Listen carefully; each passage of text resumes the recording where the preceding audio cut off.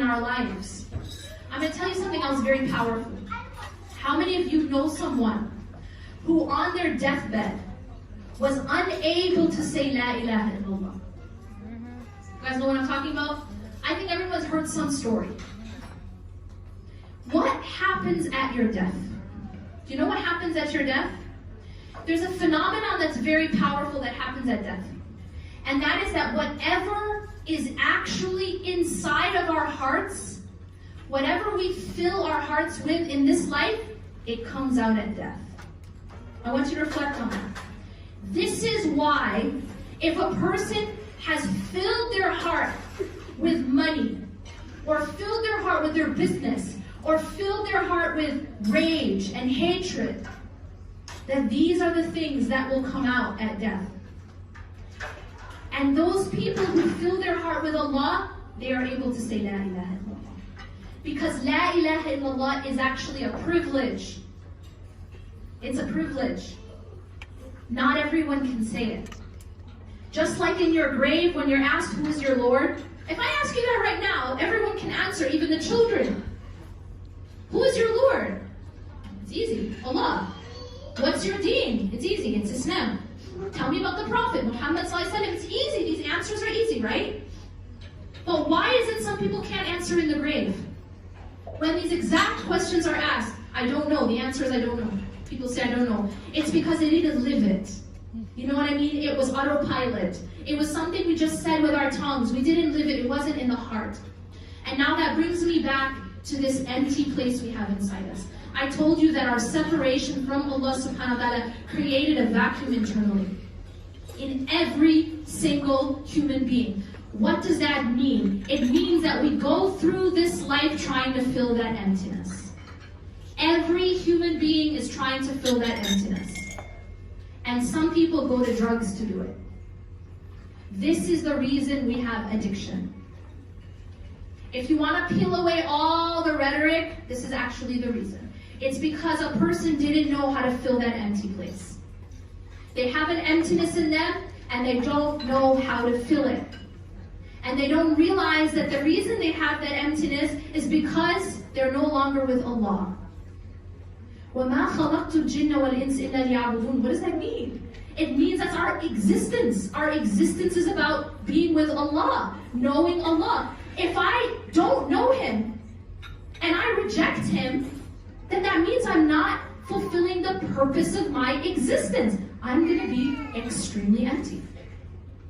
And that emptiness is actually going to drive me crazy. I've recently been reading a lot and hearing a lot about people with addictions. And this is in some way what they're saying. That they are constantly in pain. That there's an emptiness inside. And they're trying to fill it. Some people fill that emptiness with distractions, with materialism. Some people fill that emptiness with money, or they try. They try to fill it with power. They try to fill it with people. Having a lot of distractions, a lot of people, a lot of, socializing, a lot of whatever it is to fill that emptiness. Some people try to fill it with their own children. This is also very deep. Some people take their children and put their children at the center of their hearts and their lives. And a lot of people don't tell you this. I'm going to tell you this secret.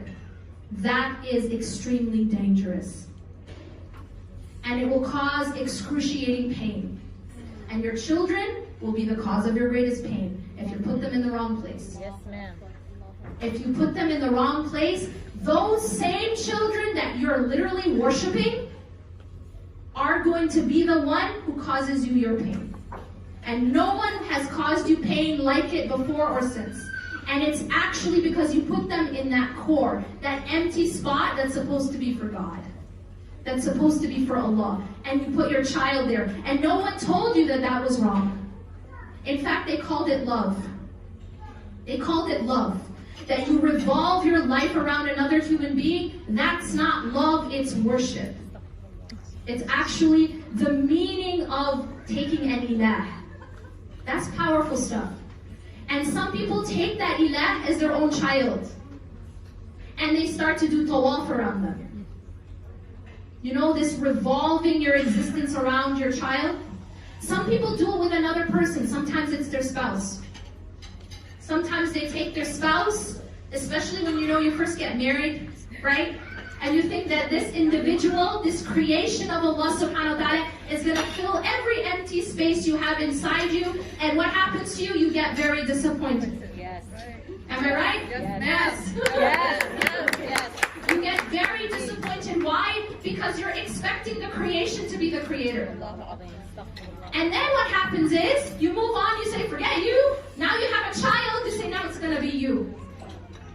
Whoa. Whoa. Now it's going to be you. Right? Because you're useless now. Right. You totally couldn't fulfill me. Right. Well, because you're expecting something that isn't correct. And so you put that aside, you say, forget you.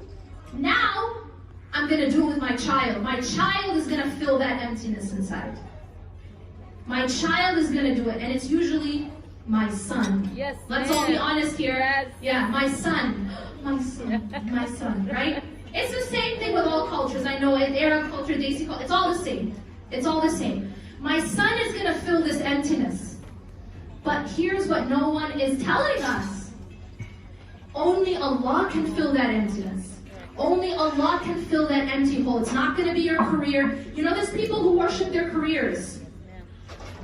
There are people who worship their business, worship their career, worship their money. Meaning, if they lose their money, they have no more reason to exist. Some people will commit suicide. Some people will commit suicide if someone breaks up with them. What is that? What is that actually? What's happening there? What's happening is that you took an object of worship other than Allah. You took a person, you took your career, you took your job, you took your money, you took your own child. And that person or that career ends up stabbing you. Not to be mean, not to hurt you. The way I explain it, it's like putting orange juice in the gas tank.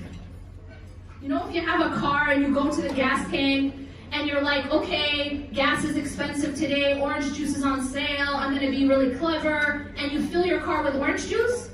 Who broke the car? Whose fault is it? Yours. Anyone? It's your fault. Why? Because the gas tank is not made to hold orange juice. It's made to hold only one thing, yeah? We have a gas tank inside. That's the core of our hearts. And if you put orange juice in there, if you put your child in there, you put your son in there, you put your husband in there, your wife, your business, your job, your career, your ego, your image, your power, I'll give you another one. What other people think, that's a big one that we worship. We live our lives. What are people gonna say?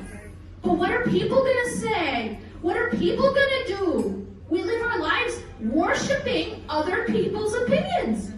That's a worship. We have to understand what La ilaha illallah really means. It means that only Allah fills that emptiness. Only Allah is at the core. Not my business, my money, my child, my spouse, my fiance, what other people think, social media, power, ego, image, whatever it is that we worship. Fashion, I mean, dude, some of us worship fashion. Fashion says, Sami'na wa ata'na. You know what I'm saying? You guys understand what I'm saying? Fashion commands, we hear and we obey. I'm seeing a lot of that, especially with men's fashion, let's be honest. They're wearing tights now. Yes. Yeah, they're wearing tights. Yes. And you know what? They're not Peter Pan, and they're not, Robin Hood, but they're wearing tights. And somehow it's okay because fashion said so. No one else seems to have a problem with this anymore. No. I still have a problem with it because I remember the days when men wore pants. Yes. Yeah. She's right, yep. I remember. I still remember. Some of you are too young to remember, but I'm not. I'm actually old enough to remember when pants were pants. They aren't anymore. They aren't anymore. And at that time, 10 years ago, if you told a guy to put on tights, if you told a guy to put on what he now puts on, he'd be like, are you crazy? Right. What do you think I am exactly? Yeah. Those are tights. Ain't it the truth? Yes. Okay, I'm going to leave that there. But the point is, we worship fashion. Sami'na wa ata'na, we hear and we obey. We do whatever fashion tells us to do. Here is my point. We have an emptiness inside, and it can only be filled with one thing.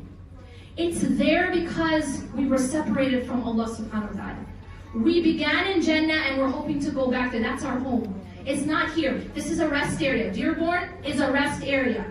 Dunya is a rest area. We are going back to Allah subhanahu wa ta'ala. And so internally, we feel that separation. And so we need to fill it with Allah subhanahu wa ta'ala. And if we try to find it in anything else, we will fail. And we will suffer. Yes, we will.